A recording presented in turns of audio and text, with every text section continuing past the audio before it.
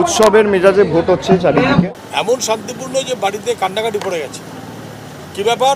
কলকাতা সেখানটা খোকা বাবুরা দাঁড়িয়েছে, দিদির এলাকা, সেখানে আরো বেশি লুট সন্ত্রাস চলছে।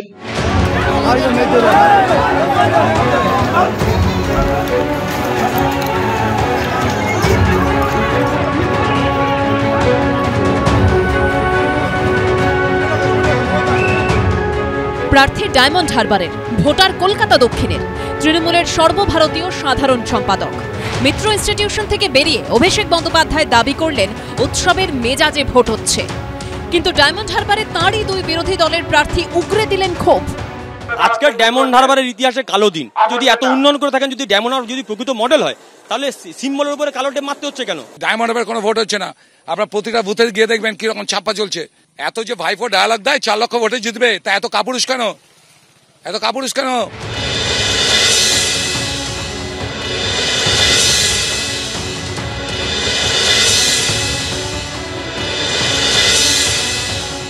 আমি বলছি, যদি এত উন্নয়ন করে থাকেন, যদি ডায়মন্ড হারবার যদি প্রকৃত মডেল হয়, তাহলে সিম্বলের উপরে কালো টেপ মারতে হচ্ছে কেন? কালো টেপ সাংসদের চোখে মুখে মারা উচিত।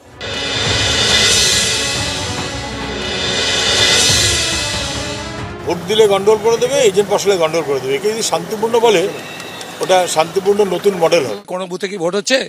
সব জায়গায় ক্যামেরা ঘুরিয়ে রাখা হয়েছে, ওইখানটা পিছনে জানলা খুলে রাখা হয়েছে, সেখানে ছাপ দেওয়া হচ্ছে, পাশে প্রিসাইডিং অফিসারের সামনে, পাশে তৃণমূলের ইলেকশন এজেন্টের লোককে ধরে ধরে ছাপ দেওয়া হচ্ছে, পোলিং এজেন্টে মেরে ধরে বার করে দেওয়া হয়েছে।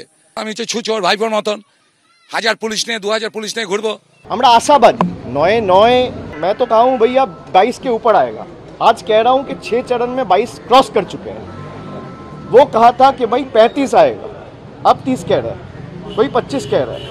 तो पहले उनसे पूछ लीजिए कि 35 है कि 30 है कि 25 है। নির্বাচন কমিশনের তরফে জানানো হয়েছে, সপ্তম দফায় মোট 2983টি অভিযোগ জমা পড়েছে। এর মধ্যে 373টি অভিযোগ জানিয়েছে সিপিএম, বিজেপি করেছে 267টি অভিযোগ এবং তৃণমূলের পক্ষ থেকে 13টি অভিযোগ করা হয়েছে। সৌভিক মজুমদার, সৌমিত্র রায় ও রুমা পালের রিপোর্ট, এবিপি আনন্দ। আমার খুব দুঃখ হয়েছে গো, খুব দুঃখ হয়েছে। আর সামনে ভোটে হয়তো আমি থাকবো না, কিন্তু আমার খুব দুঃখ হয়েছে, খুব খুব দুঃখ হয়েছে। কথায় বলে ভোট মানে গণতন্ত্রের উৎসব, কিন্তু শনিবার সেই উৎসবে সামিলই হতে পারলেন না টালিগঞ্জের বাসিন্দা বছর 92-এর মায়ালতা রায়। হুইলচেয়ারে এসেও ভোটাধিকার প্রয়োগ করা হলো না। যাদবপুর লোকসভা কেন্দ্রের ভোটার, প্রতিবারের মতো এবারও পরিবারের সঙ্গে বাড়ির পাশের মিলনগড় বালিকা বিদ্যালয়ের বুথে ভোট দিতে আসেন, কিন্তু এরপরই তাকে জানানো হয় তিনি ভোট দিতে পারবেন না। ঘটনার সূত্রপাত গত 22শে মে। হোম ভোটিং এর জন্য 90 পেরোনো মায়ালতা রায়ের বাড়িতে যান নির্বাচন কমিশনের আধিকারিকরা। পরিবারের দাবি সেই সময় হাসপাতালে ভর্তি ছিলেন তিনি। পরিবারের তরফে কমিশনের আধিকারিকদের পরে আসতে বলা হয়। এর মধ্যেই 24শে মে হাসপাতাল থেকে বাড়ি ফেরেন মায়ালতা রায়। তবে পরিবারের দাবি কমিশনের তরফে আর কেউ যোগাযোগ করেননি।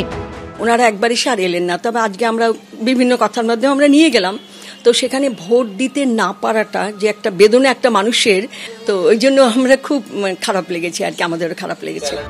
যেদিন থেকে প্রথম ভোটার কার্ড হাতে পেয়েছেন সেদিন থেকে কখনো ভোট দেননি এমন হয়নি 90 মায়ালতা রায়ের জীবনে। তাতেই ছেদ পড়ল 2024-এর লোকসভা নির্বাচনে। আমার হাজবেন্ড স্বাধীনতা সংগ্রামী ছিলেন, নাম ছিল সুকরঞ্জন রায়। হ্যাঁ, আমি কোনো ভোট কামাই হয় নাই আমার, আমি ভোটটা দিতে পারলাম না। আমার খুব কষ্ট লেগেছে। ইলেকশন কমিশন থেকে যখন ভোট নিতে এসেছিলেন ওনারা, তখন মা ছিলেন হসপিটালে, তো তাই জন্য আর হয়নি। এ বিষয়ে নির্বাচন কমিশনের তরফে বলা হয়েছে, হোম ভোটিং এর পর আর ভোট কেন্দ্রে গিয়ে ভোট দেওয়া যায় না। ওই বৃদ্ধার নামে আগেই ব্যালট ইস্যু হয়ে যাওয়ায় তিনি ভোট দিতে পারেননি। পার্থপ্রতিম ঘোষ ও রুমা পালের রিপোর্ট, এবিপি আনন্দ।